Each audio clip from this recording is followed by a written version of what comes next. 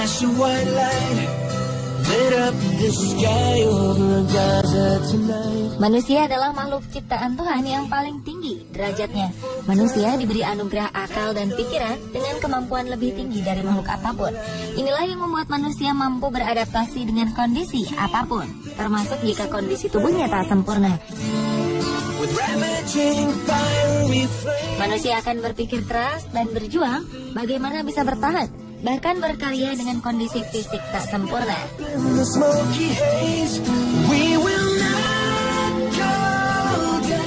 Seperti apa kisah-kisah mereka? Inilah 7 manusia hebat bertubuh tak sempurna versi On The Spot.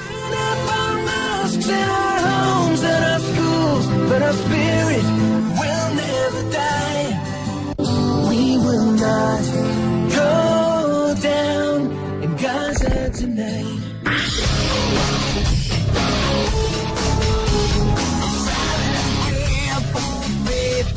Terlahir tanpa memiliki kaki dan pinggang sempurna tidak membuat Nico Calabria menjadi minder dan terbelakang.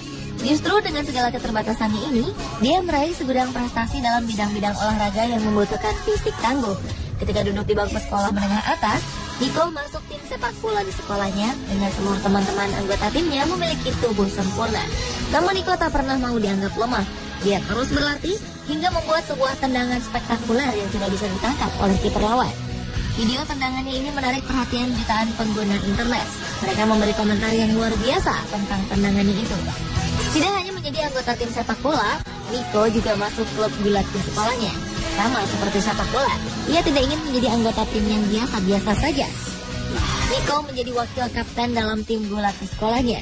Beberapa pertandingan dimenangkannya meski berhadapan dengan lawan kuat beranggotakan tubuh yang lengkap. Keinginan kuat untuk mengejar prestasi ini sudah tumbuh dalam diri Nico sejak kecil. Pada umur 13 tahun, dia mendaki Gunung Kilimanjaro dalam rangka mengumpulkan dana untuk membeli kursi roda bagi penderita cacat di Tanzania. Nico berhasil mendaki sejauh 5.895 meter dan berhasil mengumpulkan dana sebanyak $100.000 atau sekitar 1,2 miliar rupiah bagi penyandang cacat di Tanzania.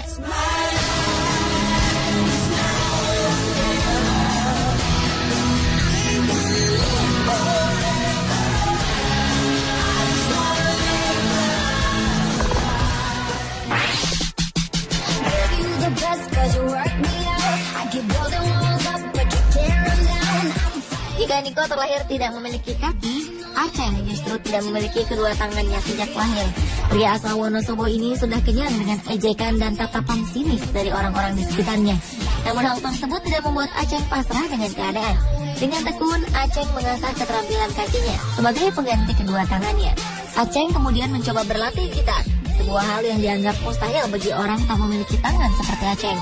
Karena ketekunannya berlatih selama 5 tahun, Aceng akhirnya menguasai permainan gitarnya. Tidak hanya gitar, Aceng kemudian mencoba alat musik petik lain, yaitu bass. Lewat kedua alat musik ini, Aceng berhasil menorehkan prestasi. Aceng berhasil menuliskan namanya ke dalam Museum Rekor Indonesia. Dia juga berhasil menjadi pemain bass terbaik di Wonosobo ketika mengikuti festival musik jalanan di tahun 2004. Tidak hanya bermain gitar, Aceng juga bisa menyetir mobil dengan kedua kakinya tanpa menggunakan alat bantu. Jarak mengemudi paling jauh yang pernah ia lakukan adalah rute Solo menuju Wonosobo. Semua dilakukannya secara otodidak dengan tujuan menaikkan harkat para disabilitas.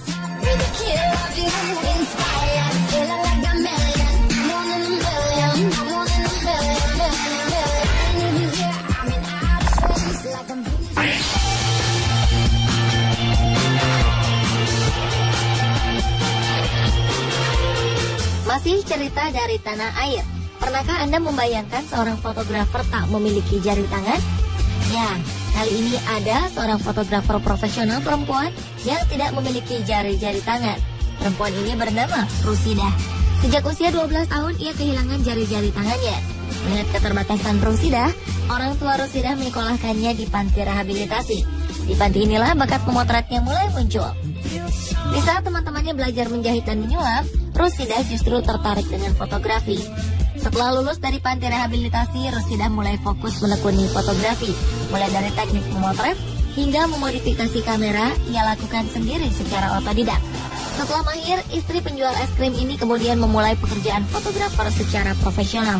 Berbekal sebuah kamera Pentax K1000 pemberian pemerintah Kabupaten Purworejo, Rusida berkeliling menawarkan jasa foto. Ketika itu dari jasa foto ini dalam sebulan, ia berpenghasilan rata-rata sekitar 200 hingga 400 ribu rupiah. Kegigihan dan keuletannya dalam bekerja membuat namanya tersohor sampai menarik perhatian Gubernur Jawa Tengah waktu itu. Gubernur Mardianto akhirnya menyumbang kamera Brown SR 2000 kepada Rusida. Rusida mengaku selama menjadi fotografer profesional, hal yang tidak pernah ia lupakan adalah ketika memotret Ibu Negara almarhum Ibu Tien Soeharto yang meminta sendiri untuk dipotret olehnya ketika acara Hari Disabilitas Internasional. Hingga kini Rusida masih melakukan kegiatan fotografinya. Ia pun memiliki sebuah studio kecil di rumah kontrakannya.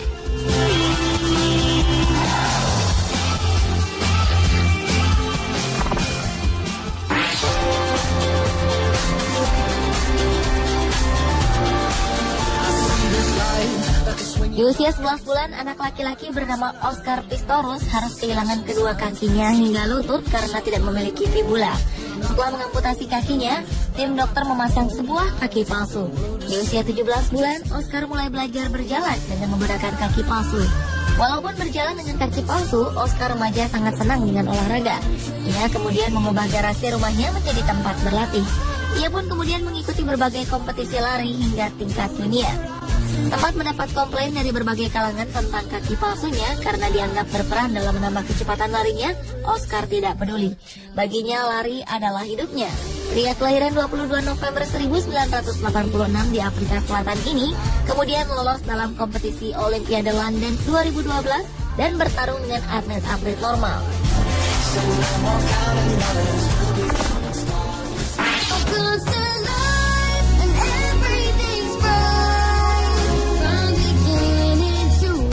Italo Romano tiba-tiba kehilangan kaki di usia remaja. Pria kelahiran Brazil ini harus merelakan kakinya diamputasi setelah sebuah kereta menggilas kakinya. Ketika itu nyawanya masih bisa diselamatkan. Tidak menjadi kurang percaya diri dan pasrah dengan keadaan, remaja ini memodifikasi skateboard miliknya agar ia bisa bermain skateboard seperti teman-temannya yang lain. Tak disangka karena ide dan kegigihannya ini, kekurangannya justru menjadi keberuntungan bagi Italo. Ia menjadi lebih ringan dan lebih leluasa melakukan manuver-manuver di udara dengan skateboardnya. Tak ada yang bisa menandingi kemampuannya bermain skateboard. Ia pun mulai mengikuti kejuaraan-kejuaraan skateboard. Di usia ke-26, Italo berhasil masuk semifinal kejuaraan Tampa Pro dan mencetak rekor dunia.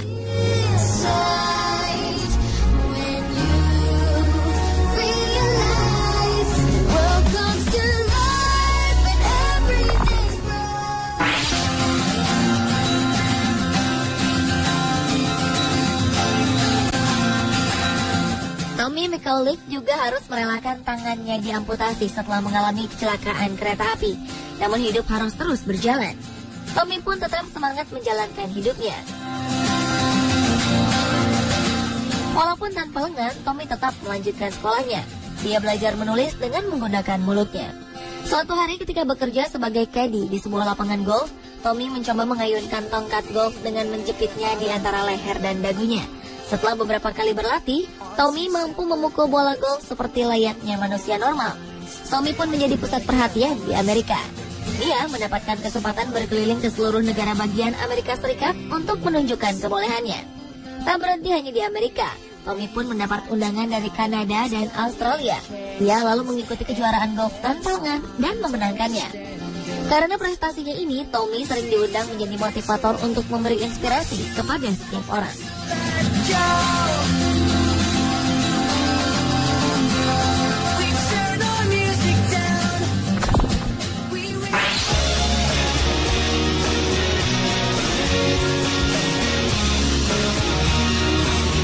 Sebagian besar pembalap akan berakhir karirnya setelah mengalami kecelakaan hebat.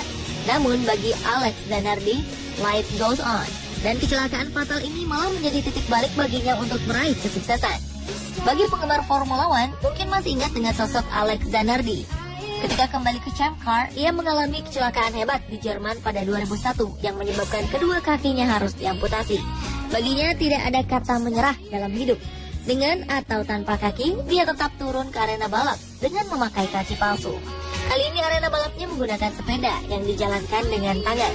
Hasil yang dicapai Alex malah lebih memuaskan dari sebelumnya. Arena balapnya yang baru ini mengantarkan Alex pada posisi teratas. Dia menjuarai balapan sepeda tangan pada Olimpiade Paralimpik 2012 di London. Saat itu ia meraih 1 medali emas dan 1 medali perunggu. Mengetahui kemenangannya ini, mantan juara dunia Formula 1 Mario Andretti dan James Button memberi selamat kepada Alex melalui jejaring sosial. Dengan keberhasilannya ini, Alex membuktikan kepada dunia bahwa sebuah tragedi bukanlah akhir dari segalanya, melainkan awal dari sebuah kesuksesan yang baru.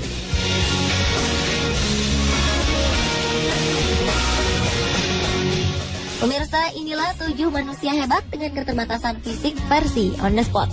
Semoga kisah-kisah tadi dapat menginspirasi Anda bahwa segala hal menjadi mungkin dan dapat diraih ketika kita bersungguh-sungguh dan fokus pada tujuan kita.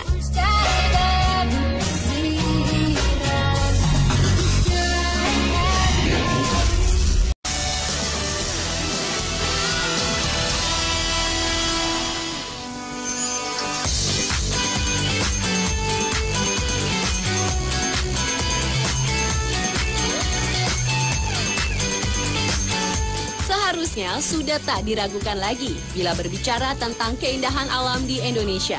Bahkan Pulau Bali adalah pulau surga, sudah dikenal sejak berpuluh-puluh tahun silam.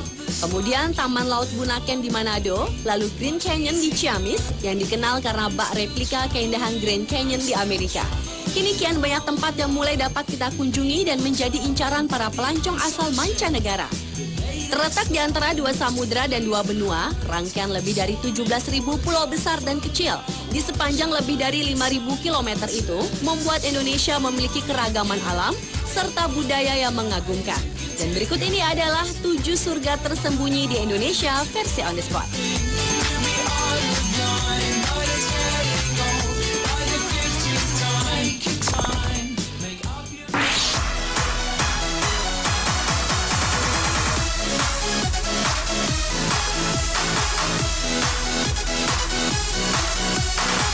Diawali dengan sebuah tempat yang dalam beberapa waktu terakhir menjadi tujuan wisata turis terutama penyelam dari mancanegara, Raja Ampat di Papua Barat. Pulau-pulau yang belum terjamah dan laut yang masih asri adalah yang membuat para wisatawan langsung terpikat dengan tempat yang pecahan dari Kabupaten Sorong sejak tahun 2003 lalu ini. Perairan di Raja Ampat ini terdiri dari terumbu karang yang dinilai terlengkap di dunia. Mulai dari 537 jenis karang dunia, 75%-nya berada di perairan cantik tersebut. Ditemukan pula 1.104 jenis ikan, 669 jenis moluska atau hewan lunak, dan 537 jenis hewan karang. Maka tak heran bagi pencinta menyelam, lokasi inilah yang diincar untuk melihat keindahan di bawah laut. Mereka seakan tak ingin kembali ke negeri masing-masing karena sudah mendapatkan pulau surga yang tak ada duanya di bumi ini.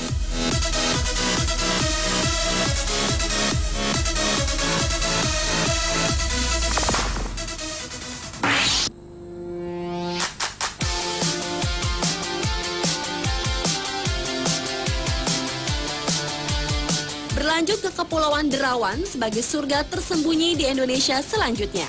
Yaitu sebuah kepulauan yang disinyalir sebagai tempat kedua terkaya di dunia dalam hal keberagaman biota laut setelah Raja Ampat. Daya tarik lain Derawan adalah Danau Kakaban dan Danau Purba yang telah berusia jutaan tahun yang di dalamnya terperangkap jutaan ekor ubur-ubur yang kehilangan daya sengatnya sehingga aman berenang bersama ubur-ubur tanpa takut tersengat.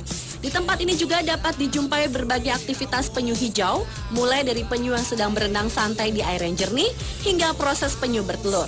Tak hanya itu saja, di dalam perairan ini kita dapat menikmati pemandangan bawah laut dengan bersnorkeling di Coral Garden Pulau Derawan. Keberagaman karang dalam berbagai bentuk dan warna terlihat sangat rapat di dalam lautan. Ikan warna-warni termasuk ikan badut pun banyak berkeliaran di sekitar karang.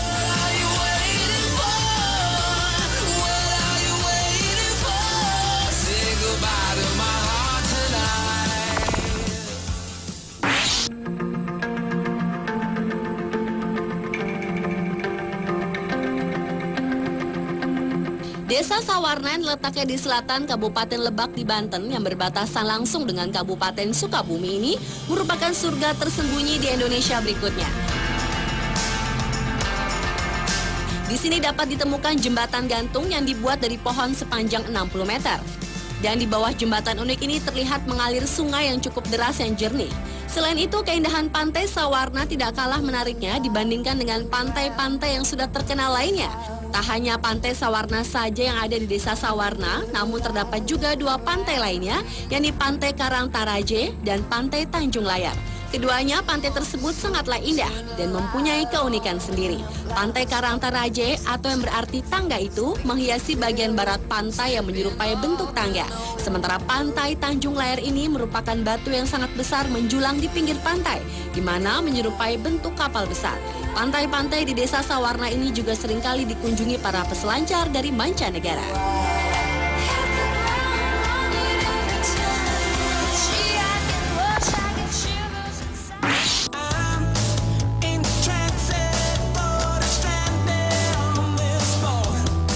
Goa Gong adalah surga tersembunyi di Indonesia selanjutnya. Goa Gong merupakan satu dari goa-goa yang tersembunyi di perut gunung-gunung kecil yang ada di Pacitan, Jawa Timur. Goa ini merupakan goa horizontal dengan panjang sekitar 256 meter. Dalam goa itu terdapat stalaktit, yaitu batuan kapur berbentuk kerucut di langit-langit goa. Dan stalagmit, yaitu batuan kapur yang berdiri tegak di dasar yang telah berusia ratusan tahun. Menurut beberapa peneliti dan wisatawan mancanegara, dinamakan Goa Gong karena menurut cerita yang beredar dari dalam goa tersebut sering terdengar bunyi-bunyian yang menyerupai suara gong. Goa yang ditemukan sekitar tahun 1930 itu menyuguhkan pemandangan-pemandangan yang luar biasa indahnya. Stalaktit dan stalagmit yang ada di dalam gua akan menghipnotis setiap mata yang memandangnya. Dan yang paling mengesankan dari Goa Gong ini adalah sebuah ruangan yang tersimpan batu kristal dan marmer dengan kualitas yang mendekati sempurna.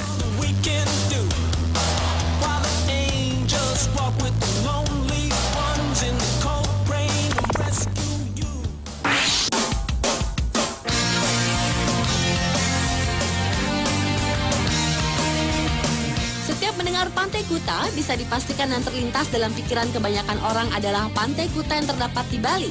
Namun belum banyak yang tahu bahwa ternyata Lombok, Nusa Tenggara Barat ini juga memiliki sebuah pantai indah bernama Pantai Kuta, tepatnya di Desa Kuta. Meski berada di desa terpencil, namun keindahan Pantai Kuta Lombok sangat menakjubkan dan tak kalah dengan Pantai Kuta di Bali. Pasir pantainya cukup unik karena terlihat seperti buah merica dengan bulir-bulir yang besar berwarna putih. Sementara airnya yang jernih dibalut dengan gradasi warna biru yang memukau. Suasana Pantai Kuta Lombok sangatlah jauh dari kebisingan, sehingga menjadi pilihan tepat bila ingin memperoleh suasana yang tenang yang tak mungkin didapatkan di kota-kota besar. Dan saat ini di dekat pantai juga terdapat sebuah bandara internasional Lombok yang terbilang besar, dengan tujuan agar penerbangan internasional bisa langsung menuju Lombok tanpa harus melalui Bali.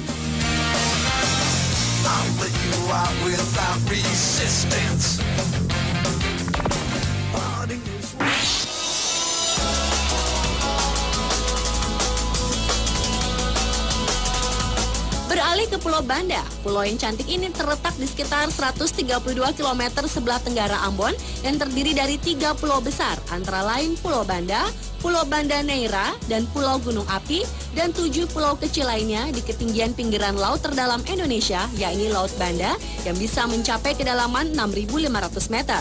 Laut sekitar Banda tersebut adalah tempat yang paling terkenal dengan Taman Laut Malukunya, dengan karang yang cerah dan ikan yang berwarna-warni berada dalam air yang jernih seperti kristal.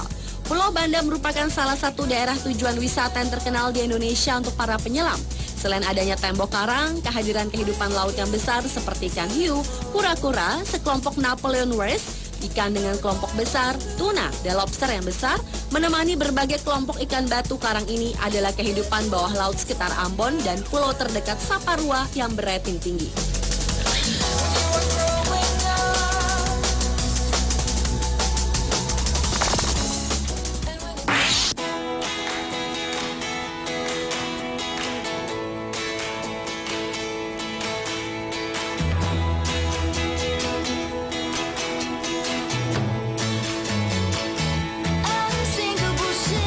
Dan surga tersembunyi di Indonesia yang terakhir adalah Pulau Kanawa di Nusa Tenggara Timur. Di pulau menakjubkan ini, para wisatawan dapat menikmati hamparan pasir putih, pohon-pohon hijau di pinggirnya, bukit menjulang, serta jembatan panjang di pulau kecil indah itu. Selain itu pula, mata kita pun akan dimanjakan oleh ikan-ikan di sisi kanan dan kiri jembatan yang terlihat jelas karena airnya sebening kaca. Beragam keindahan karang dan beberapa ikan-ikan kecil yang berwarna-warni menghiasi perairan di Pulau Kanawa ini. Suasana asri di Pulau Kanawa ini semakin lengkap dengan dibangunnya 14 penginapan bungalow yang berbentuk rumah panggung. Dan yang paling mengejutkan adalah di Pulau Kanawa para wisatawan dapat bercengkrama langsung dengan rusa-rusa yang berkeliaran bebas di sekitar pantai.